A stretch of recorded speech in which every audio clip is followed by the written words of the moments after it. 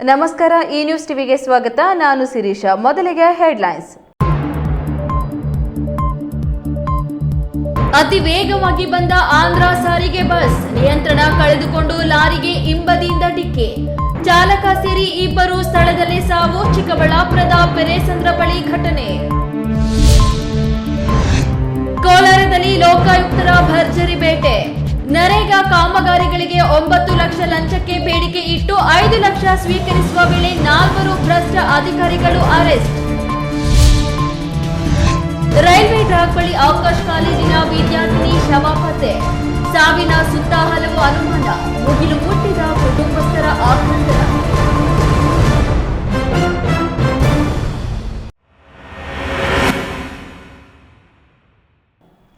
ವಾರ್ತೆಗಳ ವಿವರ. ರಾಷ್ಟ್ರೀಯ ಹೆದ್ದಾರಿ 44ರ ಚಿಕ್ಕಬಳ್ಳಾಪುರ ತಾಲೂಕಿನ ದೊಡ್ಡ ಪೈಲಗುರ್ಕಿ ಬಳಿ ಮುಂಜಾನೆ ನಡೆದ ಸರಣಿ ಅಪಘಾತದಲ್ಲಿ ಇಬ್ಬರು ಸ್ಥಳದಲ್ಲೇ ದುರ್ಮರಣಕ್ಕೀಡಾಗಿದ್ದಾರೆ.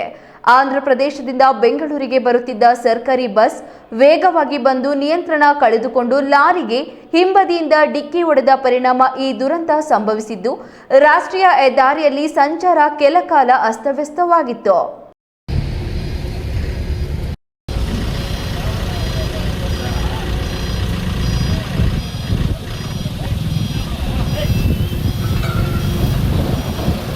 ಕರ್ನೂಲಿನಿಂದ ಬೆಂಗಳೂರಿಗೆ ಬರುತ್ತಿದ್ದ ಆಂಧ್ರಪ್ರದೇಶ ರಸ್ತೆ ಸಾರಿಗೆ ಸಂಸ್ಥೆಯ ಬಸ್ ರಾಷ್ಟ್ರೀಯ ಹೆದ್ದಾರಿ 44ರ ಚಿಕ್ಕಬಳ್ಳಾಪುರ ತಾಲೂಕಿನ ಪೆರೇಸಂದ್ರ ಬಳಿಯ ದೊಡ್ಡ ಪೈಲಗುರ್ಕಿ ಬಳಿ ಮುಂದೆ ಸಾಗುತ್ತಿದ್ದ ಲಾರಿಗೆ ಭೀಕರ ಡಿಕ್ಕಿ ಹೊಡೆದಿದೆ.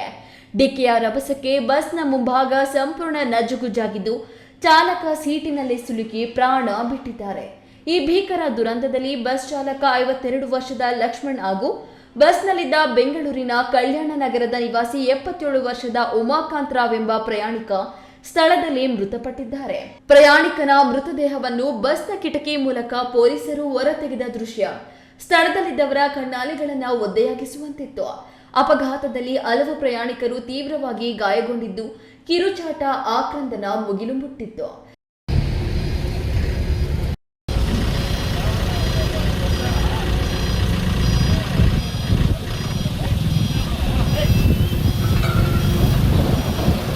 ತಕ್ಷಣವೇ ಕಾರ್ಯಪ್ರವೃತ್ತರಾದ ಸ್ಥಳೀಯರು ಹಾಗೂ ಪೊಲೀಸರು ಗಾಯಾಳುಗಳನ್ನ ಚಿಕ್ಕಬಳ್ಳಾಪುರ ಜಿಲ್ಲಾ ಆಸ್ಪತ್ರೆ ಸೇರಿದಂತೆ ಸುತ್ತಮುತ್ತಲಿನ ವಿವಿಧ ಆಸ್ಪತ್ರೆಗಳಿಗೆ ದಾಖಲಿಸಿ ಚಿಕಿತ್ಸೆ ಕೊಡಿಸುತ್ತಿದ್ದಾರೆ. ಅಪಘಾತದ ವಿಷಯ ತಿಳಿಯುತ್ತಿದ್ದಂತೆ ಸ್ಥಳಕ್ಕೆ ಧಾವಿಸಿದ ಪೆರೇಸಂದ್ರ ಪೊಲೀಸರು ಹಾಗೂ ರಕ್ಷಣಾ ಸಿಬ್ಬಂದಿ ಕ್ರೇನ್ ಸಹಾಯದಿಂದ ಬಸ್ ಮುಂಭಾಗವನ್ನ ಎಳೆದು ಚಾಲಕನ ಮೃತದೇಹವನ್ನ ಹೊರತೆಗೆದಿದ್ದಾರೆ. ಬಳಿಕ ಹೆದ್ದಾರಿಯಲ್ಲಿದ್ದ ಬಸ್ ಮತ್ತು ಲಾರಿಯನ್ನು ತೆರವುಗೊಳಿಸಿ ವಾಹನ ಸಂಚಾರಕ್ಕೆ ಅನುವು ಮಾಡಿಕೊಟ್ಟಿದ್ದಾರೆ. ಪೆರೇಸಂದ್ರ ಪೊಲೀಸ್ ಠಾಣಾ ವ್ಯಾಪ್ತಿಯಲ್ಲಿ ಈ ಘಟನೆ ನಡೆದಿದ್ದು, ಪ್ರಕರಣ ದಾಖಲಾಗಿದೆ. ಮಂಜುನಾಥ್ ಬಿ, ಈ ನ್ಯೂಸ್ ಟಿವಿ, ಗುಡಿಬಂಡೆ.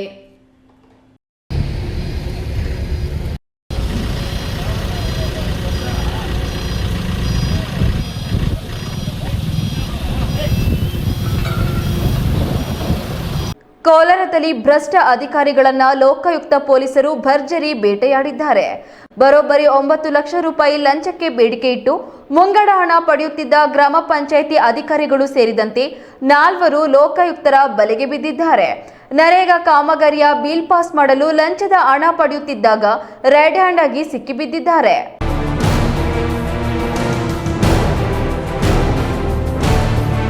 ಕೋಲಾರ ಜಿಲ್ಲೆಯ ಶ್ರೀನಿವಾಸಪುರ ತಾಲೂಕಿನಲ್ಲಿ ಭ್ರಷ್ಟ ಅಧಿಕಾರಿಗಳ ಅಟ್ಟಹಾಸಕ್ಕೆ ಲೋಕಾಯುಕ್ತ ಪೊಲೀಸರು ಬ್ರೇಕ್ ಹಾಕಿದ್ದಾರೆ.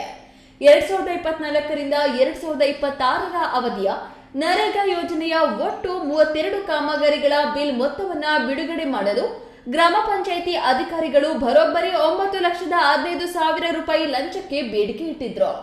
ಮೊದಲ ಕಂತಾಗಿ ಕೋಲಾರ ನಗರದಲ್ಲಿ 5 ಲಕ್ಷ ರೂಪಾಯಿ ಮುಂಗಡ ಹಣವನ್ನ ಪಡೆಯುತ್ತಿದ್ದಾಗ ಹೊಂಚು ಹಾಕಿದ್ದ ಲೋಕಾಯುಕ್ತ ಪೊಲೀಸರು ದಾಳಿ ನಡೆಸಿದ್ದಾರೆ. ಲಂಚದ ಹಣದ ಸಮೇತ ಪಿಡಿಒ ನರೇಂದ್ರ ಬಾಬು ಹಾಗೂ ಕಾರ್ಯದರ್ಶಿ ಶಿವಕುಮಾರ್ ಅವರನ್ನ ರೆಡ್ ಹ್ಯಾಂಡ್ ಆಗಿ ಹಿಡಿದು ಕಪಾಳ ಮೋಕ್ಷ ಮಾಡಿದ್ದಾರೆ. ಇಷ್ಟೇ ಅಲ್ಲದೆ ಈ ಲಂಚದ ದಂಧೆಯಲ್ಲಿ ಭಾಗಿಯಾಗಿದ್ದ ಜೂನಿಯರ್ ಇಂಜಿನಿಯರ್ ಗೌತಮಿ ಹಾಗೂ ಡೇಟಾ ಎಂಟ್ರಿ ಆಪರೇಟರ್ ವಸಂತ್ ರವರುಗಳನ್ನ ಸಹ ಲೋಕಾಯುಕ್ತ ಪೊಲೀಸರು ವಶಕ್ಕೆ ಪಡೆದಿದ್ದಾರೆ. ಲೋಕಾಯುಕ್ತ ಪೊಲೀಸ್ ಉಪಾಧೀಕ್ಷಕ ಸುನೀಲ್ ಕುಮಾರ್ ಹಾಗೂ ನಿರೀಕ್ಷಕರಾದ ರೇಣುಕಾ ನೇತೃತ್ವದ ಸಿಬ್ಬಂದಿ ತಂಡ ಈ ಯಶಸ್ವಿ ಕಾರ್ಯಾಚರಣೆ ನಡೆಸಿದ್ದು, ಸದ್ಯ 4 ಜನ ಆರೋಪಿಗಳನ್ನ ವಶಕ್ಕೆ ಪಡೆದು ತನಿಖೆಯನ್ನ ತೀವ್ರಗೊಳಿಸಿದ್ದಾರೆ. ನಂದೀಶ್, ಈ ನ್ಯೂಸ್ ಟಿವಿ, ಶ್ರೀನಿವಾಸಪುರ. ಬೆಂಗಳೂರು ಗ್ರಾಮಾಂತರ ಜಿಲ್ಲೆ ದೇವನಹಳ್ಳಿ ಹೊರವಲಯದ ಚಿಕ್ಕಸಣ್ಣೆ ಡಾಬಾ ಗೇಟ್ ಬಳಿ ಆಕಾಶ್ ಕಾಲೇಜಿನಲ್ಲಿ ಪಿಯುಸಿ ಓದುತ್ತಿದ್ದ 15 ವರ್ಷದ ವಿದ್ಯಾರ್ಥಿನಿಯ ಮೃತದೇಹ ಪತ್ತೆಯಾಗಿದೆ. ರೈಲ್ವೆ ಟ್ರ್ಯಾಕ್ ಪಕ್ಕದಲ್ಲೇ ಮೃತದೇಹ ಪತ್ತೆಯಾಗಿರುವುದು ಸಾಕಷ್ಟು ಅನುಮಾನ ಮೂಡಿಸಿದೆ.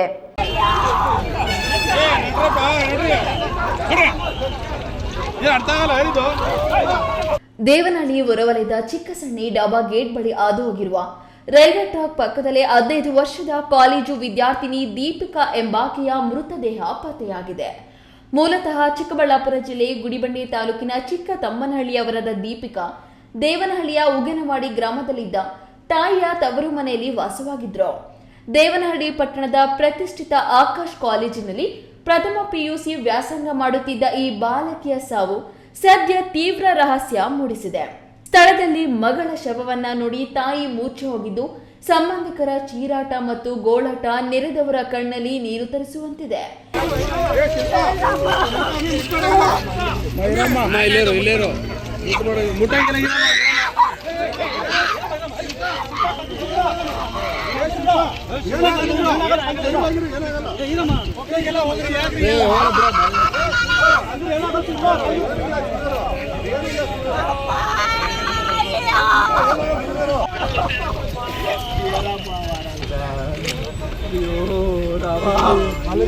ಇದು ಆತ್ಮಹತ್ಯೆಯೋ ಅಪಘಾತವೋ ಅಥವಾ ಇದರ ಹಿಂದೆ ಬೇರೆ ಏನಾದರೂ ಕೃತ್ಯ ನಡೆದಿದೆಯಾ ಎಂಬ ಅನುಮಾನ ಕಾಡುತ್ತಿದೆ. ಸದ್ಯಕ್ಕೆ ಸ್ಥಳಕ್ಕೆ ಭೇಟಿ ನೀಡಿರುವ ದೇವನಹಳ್ಳಿ ಪೊಲೀಸರು ಪರಿಶೀಲನೆ ನಡೆಸುತ್ತಿದ್ದು, ಮರಣೋತ್ತರ ಪರೀಕ್ಷೆ ಹಾಗೂ ಪೊಲೀಸರ ತನಿಖೆಯ ನಂತರವಷ್ಟೇ ಸಾವಿಗೆ ಅಸಲಿ ಕಾರಣವೇನು ಎಂಬುದು ಹೊರಬರಬೇಕಾಗಿದೆ. ಹೈದರ್ ಸಾಬ್, ಈ ನ್ಯೂಸ್ ಟಿವಿ, ದೇವನಹಳ್ಳಿ.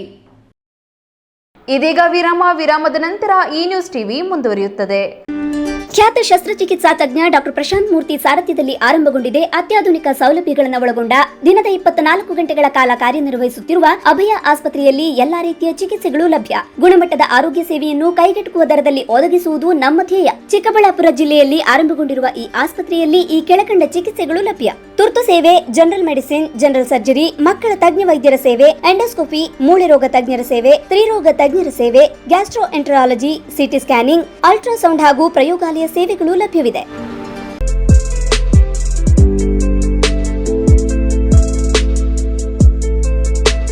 ಜೀವನ್ ಆಸ್ಪತ್ರೆ, ಬಿಬಿ ರಸ್ತೆ, ಚಿಕ್ಕಬಳ್ಳಾಪುರ. ಕೇಂದ್ರ ಸರ್ಕಾರದ NABH ಮಾನ್ಯತೆ ಪಡೆದ ಚಿಕ್ಕಬಳ್ಳಾಪುರ ಜಿಲ್ಲೆಯ ಮೊದಲ ಆಸ್ಪತ್ರೆ. ಡಾಕ್ಟರ್ IS ರಾವ್ ಸಾರಥ್ಯದಲ್ಲಿ 14 ವರ್ಷಗಳಿಂದ ಆರೋಗ್ಯ ಸೇವೆಯಲ್ಲಿ ಜೀವನ್ ಆಸ್ಪತ್ರೆ. 15,000ಕ್ಕೂ ಹೆಚ್ಚು ಹೆರಿಗೆ ಮಾಡಿಸಿರುವ ಖ್ಯಾತ ಪ್ರಸೂತಿ ತಜ್ಞ ಡಾಕ್ಟರ್ IS ರಾವ್ ನೇತೃತ್ವದಲ್ಲಿ ತಜ್ಞ ವೈದ್ಯರು, ವೈದ್ಯಕೀಯ ಪರಿಣಿತ ಸಿಬ್ಬಂದಿಯೊಂದಿಗೆ ದಿನದ 24 ಗಂಟೆಯೂ ಯಶಸ್ವಿಯಾಗಿ ಕಾರ್ಯನಿರ್ವಹಿಸುತ್ತಿರುವ 50 ಹಾಸಿಗೆಗಳ ಜೀವನ್ ಆಸ್ಪತ್ರೆ ಸಾರ್ವಜನಿಕರ ವಿಶ್ವಾಸಾರ್ಹತೆಗೆ ಪಾತ್ರವಾಗಿದೆ.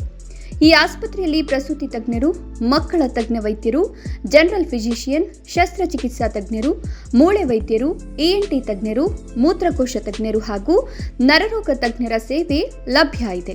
ಸುಸಜ್ಜಿತವಾದ ಆಪರೇಷನ್ ಕೊಠಡಿಗಳು, ನವಜಾತ ಶಿಶುಗಳಿಗಾಗಿ ತೆರೆದಿರುವ NICUನಲ್ಲಿ ತಜ್ಞ ಮಕ್ಕಳ ವೈದ್ಯರ ಸೇವೆ, CT ಸ್ಕ್ಯಾನ್, ಅತ್ಯಾಧುನಿಕ ಪ್ರಯೋಗಾಲಯ, ಔಷಧಾಲಯ ಸೇವೆಗಳು ದಿನದ 24 ಗಂಟೆಯೂ ಲಭ್ಯ. ಗುಣಮಟ್ಟದ ವೈದ್ಯಕೀಯ ಸೇವೆ ನಮ್ಮ ಆದ್ಯತೆ. ವಿರಾಮದ ನಂತರ ಈ ನ್ಯೂಸ್ ಟಿವಿಗೆ ಸ್ವಾಗತ. ಆಸ್ತಿ ವಿವಾದ ಕುಟುಂಬದ ಕಲಹಕ್ಕೆ ಕಾರಣವಾಗಿದ್ದು, ತಂದೆ ಸೇರಿದಂತೆ ಕುಟುಂಬದ ಸದಸ್ಯರು ಮಗಳ ಮೇಲೆ ಮಾರಣಾಂತಿಕ ಹಲ್ಲೆ ನಡೆಸಿರುವ ಆರೋಪ ಕೇಳಿಬಂದಿದೆ. ಹಲ್ಲೆಗೊಳಗಾದ ಮಹಿಳೆ ಲಕ್ಷ್ಮಮ್ಮ ವಿಶ್ವನಾಥಪುರ ಪೊಲೀಸ್ ಠಾಣೆಯಲ್ಲಿ ದೂರು ದಾಖಲಿಸಿದ್ದು, ರಾಜ್ಯ ಮಹಿಳಾ ಆಯೋಗಕ್ಕೂ ದೂರು ಸಲ್ಲಿಸಿದ್ದಾರೆ.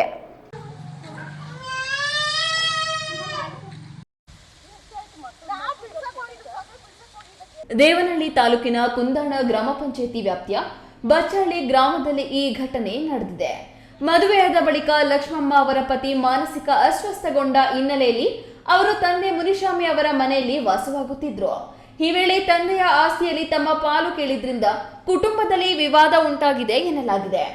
ಆಸ್ತಿ ವಿಚಾರವಾಗಿ ಕುಟುಂಬದ ನಡುವೆ ಮಾತಿನ ಚಕಮಕಿ ನಡೆದಿದ್ದು, ಇದೇ ಸಂದರ್ಭದಲ್ಲಿ ತಂದೆ ಮುನಿಸ್ವಾಮಿ ಅವರ ಕಿರಿಯ ಪುತ್ರ ಹಾಗೂ ಸೊಸೆ ಸೇರಿ ಲಕ್ಷ್ಮಮ್ಮ ಅವರ ಮೇಲೆ ಮಾರಣಾಂತಿಕ ಹಲ್ಲೆ ನಡೆಸಲು ಮುಂದಾಗಿದ್ದಾರೆ ಎಂದು ಆರೋಪಿಸಲಾಗಿದೆ.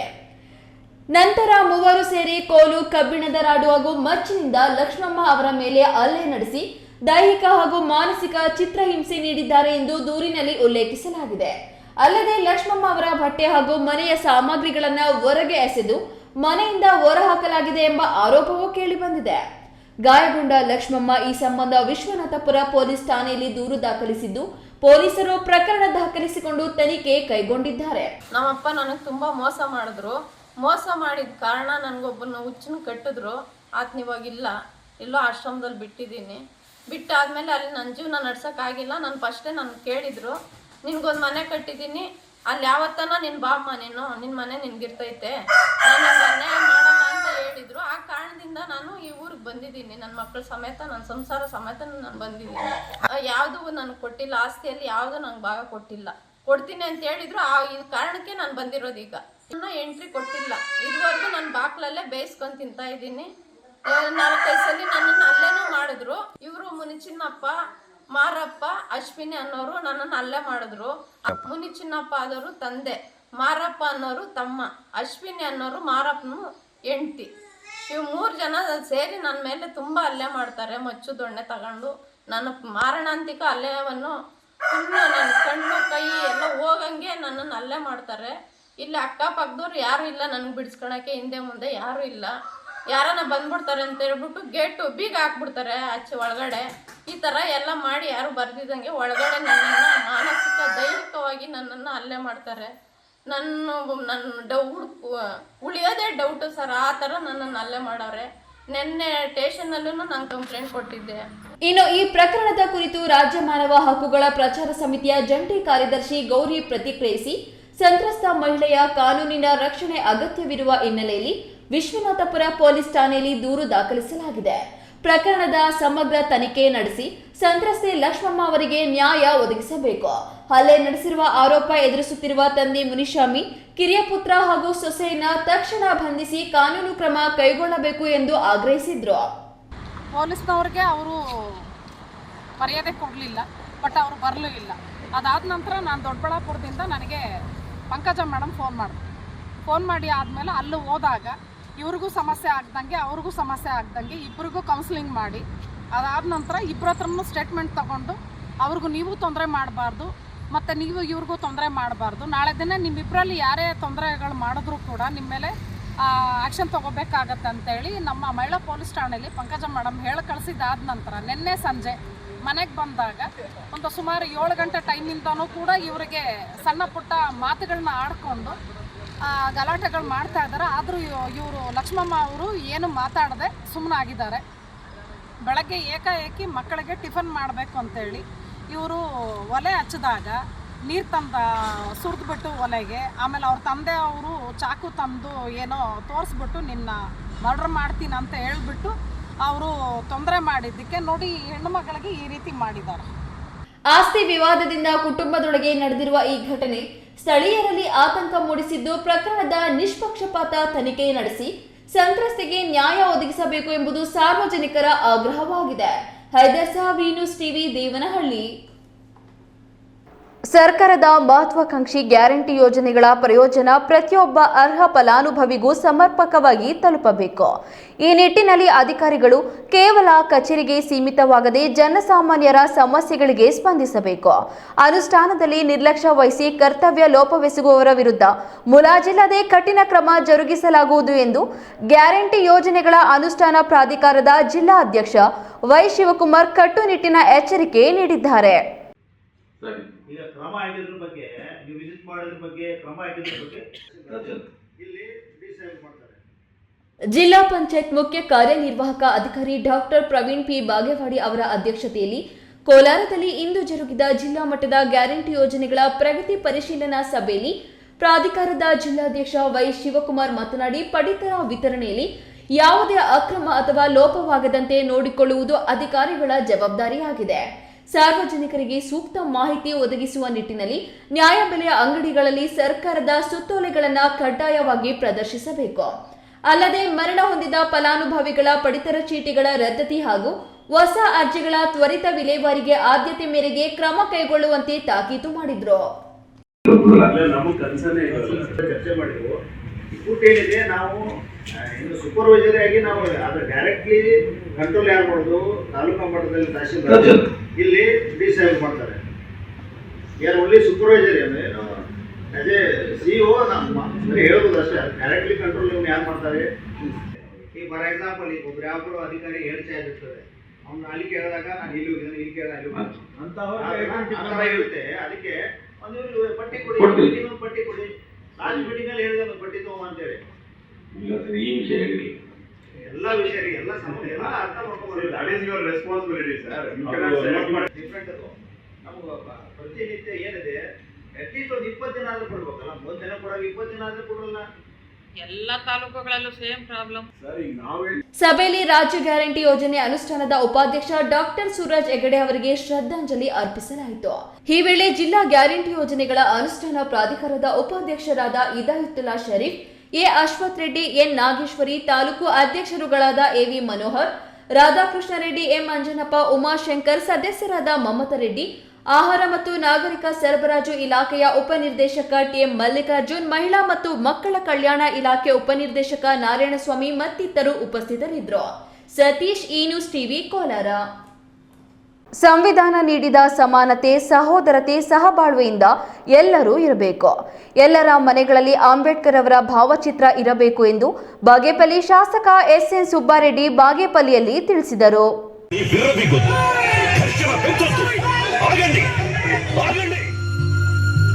ಬಾಗೇಪಲ್ಲಿ ತಾಲೂಕು ಪಂಚಾಯತ್ ಆವರಣದಲ್ಲಿ ಪರಿಶಿಷ್ಟ ಜಾತಿ ವರ್ಗಗಳ ಮತ್ತು ದಲಿತ ಸಂಘಟನೆಗಳ ಸಮನ್ವಯ ಸಮಿತಿಗಳ ಸಂಯುಕ್ತಾಶ್ರಯದಲ್ಲಿ ಸಂಗಮ್ ಶರಣಂ ಗಚ್ಚಾಮಿ ಎಂಬ ನಾಟಕ ಪ್ರದರ್ಶನ ಉದ್ಘಾಟಿಸಿ ಶಾಸಕ ಎಸ್ಎನ್ ಸುಬ್ಬಾರೆಡ್ಡಿ ಮಾತನಾಡಿ, ಡಾಕ್ಟರ್ ಬಿಆರ್ ಅಂಬೇಡ್ಕರ್ ಸೇರಿದಂತೆ ಅನೇಕ ಮಹನೀಯರು ಜಾತೀಯತೆ ಅಸ್ಪೃಶ್ಯತೆ ಹೋಗಲಾಡಿಸಲು ಶ್ರಮಿಸಿದ್ದಾರೆ. ಆದರೆ ಕೆಲ ಮನುವಾದಿಗಳು ಜಾತಿ ಧರ್ಮಗಳ ದೇವರುಗಳ ಹೆಸರಿನಲ್ಲಿ ಕೋಮು ದ್ವೇಷ ಹರಡಲು ಹೊರಟಿದ್ದಾರೆ. ಸಂವಿಧಾನವೇ ಮಹಾಗ್ರಂಥ ಆಗಬೇಕು ಅಂತ ಕರೆ ನೀಡಿದ್ರು. ఈ సువర్ణ న్యూస్ లో అర్ధ గంట అంబేద్కర్ జీవిత చరిత్రము సీరియల్ వస్తా ఉండే. ఒక దినం కూడా తప్పుకుని చూసుకున్నాను నేను ఆ సీరియల్. అంత ఇంట్రెస్ట్ గా ఉండే ఆ అంబేద్కర్ చిన్నోడు పడి ఉండే బాధలు, వాయిన్ని పాపము ఎట్లు చూసి కొందరు జనాలు ఇప్పుడు ఆ చరిత్ర చూస్తుంటే మన కళ్ళలో నీళ్ళు వస్తాయి. అంత బాధపడి మన దేశంలో ఈ పొద్దు మనమందరూ ఇంత సావధానంగా కూర్చొని ఈక్వాలిటీ అంటే సమానతగా ఉన్నామంటే దానికి కారణము డాక్టర్ బిఆర్ అంబేద్కర్. అట్లా ఒక మహానుభావుడు మన దేశంలో పుట్టినాడంటే మనకు అది సంతోషము, గర్వకరం. ಡಾಕ್ಟರ್ ಬಿಆರ್ ಅಂಬೇಡ್ಕರ್ ಅವರ ನಾಟಕ ಪ್ರದರ್ಶನದಲ್ಲಿ ಅಂಬೇಡ್ಕರ್ ಪಾತ್ರಧಾರಿ ಜಗ್ಗರಾಜು ಮಾತನಾಡಿ, ಜಾತೀಯತೆ, ಅಸ್ಪೃಶ್ಯತೆ, ಬಾಲ್ಯದಲ್ಲಿ ಅನುಭವಿಸಿದ ಸಂಕಷ್ಟಗಳು ಸೇರಿ ನಮ್ಮ 30 ಮಂದಿ ಕಲಾವಿದರು ಕರ್ನಾಟಕ, ತೆಲಂಗಾಣ, ಆಂಧ್ರಪ್ರದೇಶ, ಮಹಾರಾಷ್ಟ್ರ ಸೇರಿದಂತೆ ದೇಶದ ಉದ್ದಗಲಕ್ಕೂ ಸಂಗಮ್ ಶರಣಂ ಗಚ್ಚಾಮಿ ನಾಟಕವನ್ನು ಪ್ರದರ್ಶನ ಮಾಡಿದ್ದೇವೆ. ಯುವ ಕಲಾವಿದರು ಅಂಬೇಡ್ಕರ್ ಅವರ ಜೀವನ ಚರಿತ್ರೆಯನ್ನು ಹಾಡನ್ನು ರಚಿಸಿ ಹಾಡಿಗೆ ನೃತ್ಯ ಮಾಡಿದ್ದಾರೆ. ಮನುವಾದ, ಜಾತೀಯತೆ, ಅಸ್ಪೃಶ್ಯತೆ, ಧರ್ಮಾಂಧತೆಗಳು ಸಾಮಾಜಿಕ ಪಿಡುಗುಗಳು ಆಗಿವೆ. ಬಾಗೇಪಲ್ಲಿಯಲ್ಲಿ ನಾಟಕ ಪ್ರದರ್ಶಿಸಲು ಸಹಕರಿಸಿದ ಎಲ್ಲ ಸಂಘಟನೆಗಳ ಮುಖಂಡರಿಗೆ ಆಭಾರಿಯಾಗಿದ್ದೇನೆ ಅಂತ ಕರೆ ನೀಡಿದರು. ಡಾಕ್ಟರ್ ಬಿಆರ್ ಅಂಬೇಡ್ಕರ್ ಅವರ ಜನನ, ಬಾಲ್ಯದ ಶಿಕ್ಷಣ, ಶಾಲೆಯಲ್ಲಿ ಅನುಭವಿಸಿದ ನೋವುಗಳು, ಶಿಕ್ಷಣ, ವಿದ್ಯಾಭ್ಯಾಸ, ಸಂವಿಧಾನ ರಚನೆ ಸೇರಿದಂತೆ ಅನೇಕ ಏಳು ಬೀಳುಗಳ ಬಗ್ಗೆ ರಚಿತವಾದ ನಾಟಕವನ್ನು ಕಲಾವಿದರು ನೃತ್ಯವನ್ನು ಪ್ರದರ್ಶನ ಮಾಡಿದರು. ಅಂಬೇಡ್ಕರ್ ಅವರ ತೆಲುಗು ನಾಟಕ ಪ್ರದರ್ಶನ ಜನಮನ ಸೆಳೆಯಿತು. ಈ ವೇಳೆ ಸಮನ್ವಯಗಳ ಸಮಿತಿಯ ಮುಖಂಡರಾದ AV Poojappa, BV Venkataramanappa, Narasimhappa, MG Kiran Kumar, Paipalya Ravi, LN Narasimhaiah, Kaddillu Venkataramana, Narasimhappa, Anjinappa, P Manjunatha Reddy ಮತ್ತಿತರರು ಹಾಜರಿದ್ದರು. ಪಿಎಸ್ ರಾಜೇಶ್, ಈ ನ್ಯೂಸ್ ಟಿವಿ, ಬಾಗೇಪಲ್ಲಿ. ರಾಷ್ಟ್ರೀಯ ಹೆದ್ದಾರಿ 69 ಅಗಲೀಕರಣದ ಹೆಸರಿನಲ್ಲಿ ವ್ಯಾಪಾರಿಗಳು, ಪಾದಚಾರಿಗಳು ರಸ್ತೆಗೆ ಹೊಂದಿಕೊಂಡಂತಿರುವ ವಾಸದ ಮನೆಗಳವರ ಫಜೀತಿ ಕೇಳುವವರೇ ಇಲ್ಲ. 3 ತಿಂಗಳಲ್ಲಿ ಮುಗಿಯುವ ಕಾಮಗಾರಿ 6 ತಿಂಗಳಾದರೂ ಮುಗಿಯುವಂತೆ ಕಾಣ್ತಿಲ್ಲ. ಒಂದು ದಿನ ವಿದ್ಯುತ್ ಕಟ್, ಮತ್ತೊಂದು ದಿನ ಸಂಚಾರ ಕಟ್, ಮಗದೊಂದು ದಿನ ಅಂಗಡಿಗಳು ಬಂದ್. ಈಗ ನೋಡಿದ್ರೆ 1 ವಾರ ಕಾಲ ಕುಡಿಯೋ ನೀರು ಬಿಡೋದಿಲ್ಲ ಅಂತವ್ರೆ. ನಾಳೆ ಅಂದ್ರೆ 8ರಿಂದ 13ರವರೆಗೂ ನಿಮ್ಮ ಮನೆಗೆ ಜಕ್ಕಲ ಮಡುಗು ನೀರಿಲ್ಲ. ಪರ್ಯಾಯ ವ್ಯವಸ್ಥೆ ಮಾಡಿಕೊಳ್ಳಿ.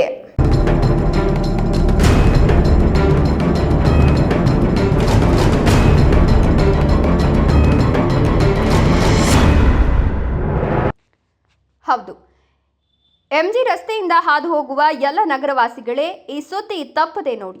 ನಾಳೆಯಿಂದ 1 ವಾರಗಳು ನಿಮಗೆ ಕುಡಿಯೋ ನೀರು ಸಿಗಲ್ಲ. ರಾಷ್ಟ್ರೀಯ ಹೆದ್ದಾರಿ ಅಗಲೀಕರಣ ರಿಪೇರಿ ನಡೀತಿರೋದ್ರಿಂದ ನಗರಕ್ಕೆ ಸರಬರಾಜಾಗ್ತಿರುವ ಜಕ್ಕಲಮಡುಗು ನೀರು ನಿಲ್ಲಿಸಲಾಗಿದೆ.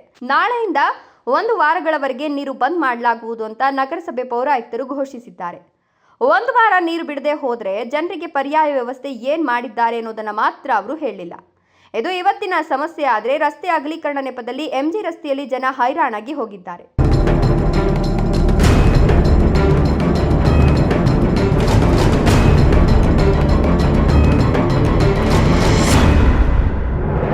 ಸರಿಯಾಗಿ ಅಂಗಡಿಗಳು ತೆಗೆಯೋದಿಲ್ಲ. ವ್ಯಾಪಾರಿಗಳು ಒಂಥರ ಸಮಸ್ಯೆ ಅನುಭವಿಸಿದ್ರೆ ವಾಸದ ಮನೆ ನಿವಾಸಿಗಳು ಮತ್ತೊಂದು ರೀತಿ ಸಮಸ್ಯೆ ಅನುಭವಿಸುತ್ತಿದ್ದಾರೆ. ಒಂದು ದಿನ ವಿದ್ಯುತ್, ಮತ್ತೊಂದು ದಿನ ಸಂಚಾರ ಬಂದ್, ಮಗದೊಂದು ದಿನ ನೀರಿನ ಸಮಸ್ಯೆ ಕಾಡುತ್ತಲೇ ಇದೆ. ರಸ್ತೆ ಮಾಡೋದಿರಲಿ, ನಮ್ಮ ಕಷ್ಟ ಕೇಳೋರೆ ಇಲ್ಲದಂತಾಗಿದೆ ಅಂತ ಸಾರ್ವಜನಿಕರು ಗೊಣಗಾಡ್ಕೊಳ್ತಿದ್ದಾರೆ. ಇನ್ನು ನಾಳೆಯಿಂದ 1 ವಾರಗಳ ಕಾಲ ನೀರಿಲ್ಲ ಅಂದ್ರೆ ಜನ ಇನ್ನೇನಾಗಿ ಹೋಗ್ತಾರೋ ಗೊತ್ತಿಲ್ಲ. ಜನರು ಬೀದಿಗಿಳಿಯುವ ಮೊದಲು ನಗರಸಭೆ ಪರ್ಯಾಯ ವ್ಯವಸ್ಥೆಯನ್ನು ಮಾಡೋದು ಉತ್ತಮ ಕೆಲಸ. KS ನಾರಾಯಣಸ್ವಾಮಿ, ಈ ನ್ಯೂಸ್ ಟಿವಿ, ಚಿಕ್ಕಬಳ್ಳಾಪುರ.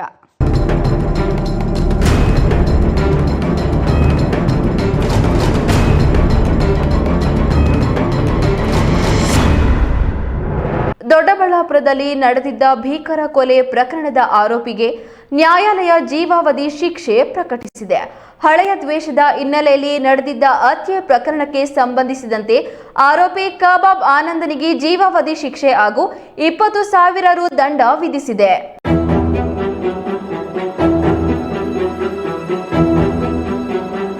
ಹಣದ ವಿಚಾರದಲ್ಲಿ ಮೂಡಿದ್ದ ಹಳೆ ದ್ವೇಷ ಕೊಲೆಯಲ್ಲಿ ಅಂತ್ಯವಾಗಿತ್ತು.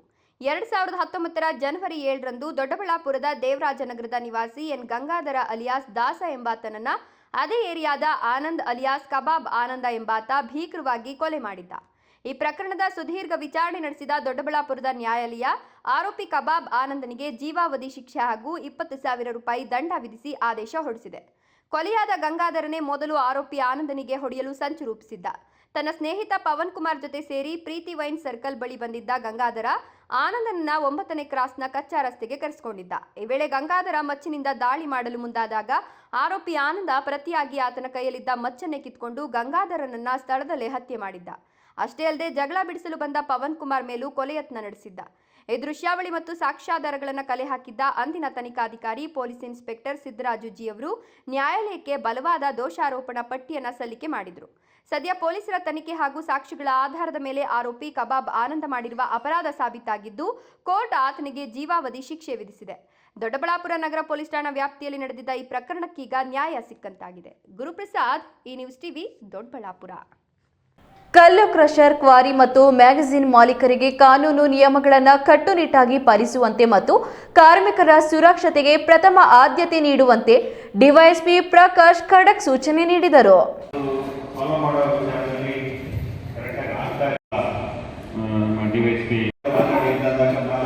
ಚಿಕ್ಕಬಳ್ಳಾಪುರ ಜಿಲ್ಲಾ ಪೊಲೀಸ್ ಉಪವಿಭಾಗದ ವತಿಯಿಂದ ಪೆರೇಸಂದ್ರ ನಂಜುಂಡೇಶ್ವರ ಕಲ್ಯಾಣ ಮಂಟಪದಲ್ಲಿ ಕಲ್ಲು ಕ್ರಷರ್, ಕ್ವಾರಿ ಮತ್ತು ಮ್ಯಾಗಜಿನ್ ಮಾಲೀಕರ ಸಭೆಯಲ್ಲಿ ಡಿವೈಎಸ್ಪಿ ಪ್ರಕಾಶ್ ಮಾತನಾಡಿ, ಕ್ವಾರಿ ಹಾಗೂ ಕ್ರಷರ್ಗಳಲ್ಲಿ ಕೆಲಸ ಮಾಡುವ ಪ್ರತಿಯೊಬ್ಬ ಕಾರ್ಮಿಕನಿಗೂ ಹೆಲ್ಮೆಟ್, ಸುರಕ್ಷತಾ ಜಾಕೆಟ್, ಬೂಟುಗಳು ಸೇರಿದಂತೆ ಅಗತ್ಯ ಮುಂಜಾಗ್ರತಾ ಪರಿಕರಗಳನ್ನು ಕಡ್ಡಾಯವಾಗಿ ಒದಗಿಸಬೇಕು. ಕೆಲಸದ ಅವಧಿಯಲ್ಲಿ ಸಂಭವಿಸಬಹುದಾದ ಅಪಾಯಗಳನ್ನು ಎದುರಿಸಲು ಎಲ್ಲ ಕಾರ್ಮಿಕರಿಗೂ ಕಡ್ಡಾಯವಾಗಿ ಜೀವ ವಿಮೆ ಹಾಗೂ ವೈದ್ಯಕೀಯ ಸೌಲಭ್ಯಗಳನ್ನು ಕಲ್ಪಿಸಬೇಕು. ಮುಖ್ಯವಾಗಿ ಕಾರ್ಮಿಕರಿಗೆ ತರಬೇತಿ ನೀಡಬೇಕು. ನಿಯಮಾವಳಿಗಳ ಪ್ರಕಾರ ಕ್ವಾರಿಯ ಸುತ್ತಲೂ ಕಡ್ಡಾಯವಾಗಿ ತಡೆಬೇಲಿ ನಿರ್ಮಿಸಬೇಕು ಹಾಗೂ ಎಚ್ಚರಿಕೆ ಫಲಕಗಳನ್ನು ಅಳವಡಿಸಬೇಕು ಎಂದರು.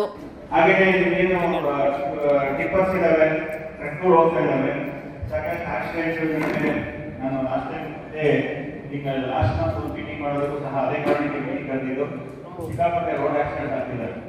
ಡ್ರೈವರ್ಸ್ಗಳಿಗೆ ನೀವು ಯಾರು ಏನೇ ಹೇಳ್ಬೋದು, ಈಗ ಯಾವುದೇ ಕ್ವಾರಿ ಇರ್ಬೋದು, ಪ್ರೆಷರ್ ಇರ್ಬೋದು, ನಿಮ್ಮದೇ ಡ್ರೈವರ್ ಬಗ್ಗೆ ನಿಮ್ಗೆ ಯಾರಿಗೂ ಇಡ್ತಾ ಇಲ್ಲ. ಬಿಕಾಸ್ ಯಾರು ಅವ್ನ ಡ್ರೈವರ್ 15 ಕೆಲಸ ಮಾಡ್ತಾನೋ, 10 ಕೆಲಸ ಮಾಡ್ತಾನೋ, 2 ಕೆಲಸ ಮಾಡ್ತಾನೋ ಅನ್ನೋದು ಗೊತ್ತಿಲ್ಲ. ಅವನಿಗೆ ನೀವು ನಿಮ್ಮ ಸಂಪರ್ಕ ಇದನ್ನು ಇಲ್ವೋ, ಅವನು ಇಷ್ಟ ಬಂದಾಗ ಅವ್ನು ಗಾಡಿ ಓಡಿಸ್ತಿದ್ದಾನೆ. ಅದರಲ್ಲಿ 50% ತುಂಬ ಅಮಾಯಕಿದ್ದಾರೆ ರಸ್ತೆನಲ್ಲಿ. ಯಾವುದೇ ರಸ್ತೆನಲ್ಲಿ ಓಡಾಡೋದನ್ನು ಬಹಳ ಜಾಗ್ರತೆಯಿಂದ ಇರಬೇಕು ಅಂತೇಳಿ ನಾವು ಹಲವಾರು ಬಾರಿ ಹೇಳಿದ್ದೀವಿ. ಅದನ್ನ ಇವತ್ತು ಈ ಮೀಟಿಂಗಲ್ಲೂ ಸಹ ನೀವು ಗಮನ ತರ್ತಾ ಇದ್ದೀನಿ. ನಿಮ್ಮ ಡ್ರೈವರ್ಸು ನಾನು ಮೊನ್ನೆ ಒಂದು ತಿಂಗಳಿಂದ ಮೀಟಿಂಗ್ ಮಾಡಿದ ನಂತರನೂ ಸಹ ಯಾವುದೇ ಅವರಿಂದ ಯಾವುದೇ ಬದಲಾವಣೆ, ಯಾವುದೇ ರಸ್ತೆಗಳಲ್ಲಿ ಜಾಗೃತಿಯಿಂದ ಹೋಗ್ತಾ ಇರೋದನ್ನ ನಾವು ಏನು ಮುಂದೆ ಬಂದಿಲ್ಲ. ಸರ್ಕಲ್ ಇನ್ಸ್ಪೆಕ್ಟರ್ ಮುನಿಕೃಷ್ಣ ಮಾತನಾಡಿ, ಕ್ರಷರ್, ಕ್ವಾರಿ ಮತ್ತು ಮ್ಯಾಗಝೀನ್ ಆವರಣದ ಪ್ರತಿಯೊಂದು ಚಟುವಟಿಕೆಯು ದಾಖಲಾಗುವಂತೆ ಕಡ್ಡಾಯವಾಗಿ ಉನ್ನತ ಗುಣಮಟ್ಟದ ಸಿಸಿಟಿವಿ ಕ್ಯಾಮೆರಾಗಳನ್ನು ಅಳವಡಿಸಬೇಕು. ಕಾರ್ಮಿಕರ ವಿವರಗಳನ್ನು ಕಡ್ಡಾಯವಾಗಿ ದಾಖಲೆಯನ್ನ ಇಟ್ಟಿರಬೇಕು ಎಂದು ತಿಳಿಸಿದ್ರು. ಈ ಸಂದರ್ಭದಲ್ಲಿ ಗೌರಿಬಿದನೂರು, ಬಾಗೇಪಲ್ಲಿ, ಗುಡಿಬಂಡೆ ಹಾಗೂ ಚಿಕ್ಕಬಳ್ಳಾಪುರ ಪೊಲೀಸ್ ಠಾಣೆಗಳ ಸರ್ಕಲ್ ಇನ್ಸ್ಪೆಕ್ಟರ್ಗಳು, ಸಬ್ ಇನ್ಸ್ಪೆಕ್ಟರ್ಗಳು, ಪೊಲೀಸ್ ಸಿಬ್ಬಂದಿ, ಕ್ರಷರ್, ಕ್ವಾರಿ ಮತ್ತು ಮ್ಯಾಗಝೀನ್ ಮಾಲೀಕರ ಹಾಗೂ ಸಿಬ್ಬಂದಿ ಹಾಜರಿದ್ದರು. ಮಂಜುನಾಥ್ ಬಿ, ಈ ನ್ಯೂಸ್ ಟಿವಿ, ಗುಡಿಬಂಡೆ. ಇದೀಗ ವಿರಾಮದ ನಂತರ ಈ ನ್ಯೂಸ್ ಟಿವಿ ಮುಂದುವರಿಯುತ್ತದೆ.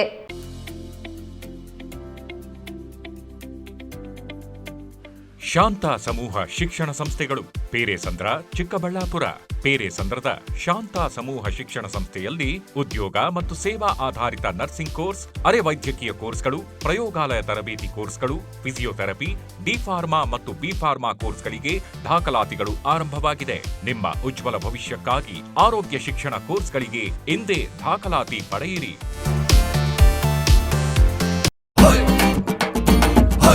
ಭಾರತದ ಪ್ರತಿಷ್ಠಿತ ದ್ವಿಚಕ್ರ ವಾಹನಗಳಲ್ಲಿ ಒಂದಾದ ಹೀರೋ ಬೈಕ್ಗಳು ಚಿಕ್ಕಬಳ್ಳಾಪುರ ಜಿಲ್ಲೆಯಲ್ಲಿ ಲಭ್ಯ. ಉದ್ಯಮಿ ಅಧಿಕೃತ ಡೀಲರ್ ಲಕ್ಷ್ಮೀನಾರಾಯಣ್ ಸಾರಥ್ಯದಲ್ಲಿ ಆರಂಭವಾಗಿರುವ ಶೋರೂಮ್ ಹಲವು ವೈಶಿಷ್ಟ್ಯತೆಗಳಿಂದ ಕೂಡಿದೆ. ಹೀರೋ ಕಂಪನಿಯ ಬೈಕ್ಗಳ ಅಧಿಕೃತ ಮಾರಾಟಗಾರರು ಮತ್ತು ಸರ್ವಿಸ್ ಸೆಂಟರ್ ಸೇವೆಗಳು ಚಿಕ್ಕಬಳ್ಳಾಪುರದಲ್ಲಿ ಈಗ ಲಭ್ಯ. ವಿಳಾಸ: ವಿಶಾಲ್ ಮಾರ್ಟ್ ಮುಂಭಾಗ, ಬೇಬಿ ರಸ್ತೆ, ಚಿಕ್ಕಬಳ್ಳಾಪುರ. ವಿರಾಮದ ನಂತರ ಈ ನ್ಯೂಸ್ ಟಿವಿಗೆ ಸ್ವಾಗತ. ಇದೀಗ ಸಂಕ್ಷಿಪ್ತ ಸುದ್ದಿಗಳು.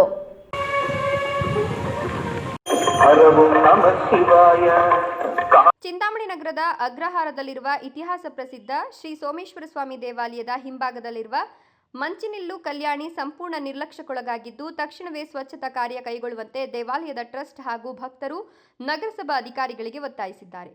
ಕಲ್ಯಾಣಿಯಲ್ಲಿ ಜಂಬೆ, ಮುಳ್ಳಿನ ಗಿಡಗಂಟೆಗಳು ಮತ್ತು ಕಳೆಗಿಡಗಳು ವ್ಯಾಪಕವಾಗಿ ಬೆಳೆದು ನೀರು ಕಲುಷಿತಗೊಂಡಿದೆ. ಇದರಿಂದ ದುರ್ವಾಸನೆ ಹರಡ್ತಾ ಇದ್ದು ಪರಿಸರ ಅಸ್ವಚ್ಛತೆಗೊಂಡಿದೆ. ಇತಿಹಾಸ ಮತ್ತು ಧಾರ್ಮಿಕ ಮಹತ್ವ ಹೊಂದಿರುವ ಈ ಕಲ್ಯಾಣಿಯ ದುಸ್ಥಿತಿ ಸ್ಥಳೀಯರು ಹಾಗೂ ಭಕ್ತರಲ್ಲಿ ತೀವ್ರ ಅಸಮಾಧಾನಕ್ಕೆ ಕಾರಣವಾಗಿದೆ. ಕಲ್ಯಾಣಿಯ ಮಧ್ಯಭಾಗದಲ್ಲಿ ಶ್ರೀ ಸೋಮೇಶ್ವರ ಸ್ವಾಮಿಯವರ ವಿಗ್ರಹ ಇದ್ದು, ಪೂಜೆ, ವಿಶೇಷ ಧಾರ್ಮಿಕ ವಿಧಿವಿಧಾನಗಳು ಹಾಗೂ ಇತರ ಆಚರಣೆಗಳನ್ನು ನಡೆಸಲು ಭಕ್ತರು ಸಾಕಷ್ಟು ತೊಂದರೆ ಅನುಭವಿಸುತ್ತಿದ್ದಾರೆ. ಅಲ್ಲದೆ ಕಳೆಗಿಡಗಳು ದಟ್ಟವಾಗಿ ಬೆಳೆದಿರೋದ್ರಿಂದ ಹಾವುಗಳ ಕಾಟವು ಹೆಚ್ಚಾಗಿದ್ದು, ಭಕ್ತರು ಭಯದ ವಾತಾವರಣದಲ್ಲಿ ದೇವಾಲಯಕ್ಕೆ ಆಗಮಿಸುವಂತಾಗಿದೆ ಅಂತ ಸ್ಥಳೀಯರು ತಿಳಿಸಿದ್ದಾರೆ. ಈ ಸಮಸ್ಯೆಯನ್ನು ಹಲವು ಬಾರಿ ಸಂಬಂಧಪಟ್ಟ ನಗರಸಭಾ ಅಧಿಕಾರಿಗಳ ಗಮನಕ್ಕೆ ತಂದಿದ್ರೂ ಯಾವುದೇ ಕ್ರಮ ಕೈಗೊಳ್ಳಲಾಗಿಲ್ಲ ಅಂತ ದೇವಾಲಯದ ಟ್ರಸ್ಟ್ ಸದಸ್ಯರು ಆರೋಪಿಸಿದ್ದಾರೆ. ಕೊನೆಯದಾಗಿ ಮತ್ತೊಮ್ಮೆ ಹೆಡ್ಲೈನ್ಸ್. ಅತಿ ವೇಗವಾಗಿ ಬಂದ ಆಂಧ್ರ ಸಾರಿಗೆ ಬಸ್ ನಿಯಂತ್ರಣ ಕಳೆದುಕೊಂಡು ಲಾರಿಗೆ ಹಿಂಬದಿಯಿಂದ ಡಿಕ್ಕಿ. ಚಾಲಕ ಸೇರಿ ಇಬ್ಬರು ಸ್ಥಳದಲ್ಲೇ ಸಾವು. ಚಿಕ್ಕಬಳ್ಳಾಪುರದ ಪೆರೇಸಂದ್ರ ಬಳಿ ಘಟನೆ. ಕೋಲಾರದಲ್ಲಿ ಲೋಕಾಯುಕ್ತರ ಭರ್ಜರಿ ಬೇಟೆ. ನರೇಗಾ ಕಾಮಗಾರಿಗಳಿಗೆ 9 ಲಕ್ಷ ಲಂಚಕ್ಕೆ ಬೇಡಿಕೆ ಇಟ್ಟು 5 ಲಕ್ಷ ಸ್ವೀಕರಿಸುವ ವೇಳೆ 4 ಭ್ರಷ್ಟ ಅಧಿಕಾರಿಗಳು ಅರೆಸ್ಟ್. ರೈಲ್ವೆ ಟ್ರ್ಯಾಕ್ ಬಳಿ ಆಕಾಶ್ ಕಾಲೇಜಿನ ವಿದ್ಯಾರ್ಥಿನಿ ಶವ ಪತ್ತೆ. ಸಾವಿನ ಸುತ್ತ ಹಲವು ಅನುಮಾನ. ಮುಗಿಲು ಮುಟ್ಟಿದ ಕುಟುಂಬಸ್ಥರ ಆಕ್ರಂದನ. ವೈಭವೀಕರಣವಿಲ್ಲದ ನೈಜ ಸುದ್ದಿಗಳಿಗಾಗಿ ತಪ್ಪದೆ ವೀಕ್ಷಿಸಿ ಈ ನ್ಯೂಸ್ ಟಿವಿ.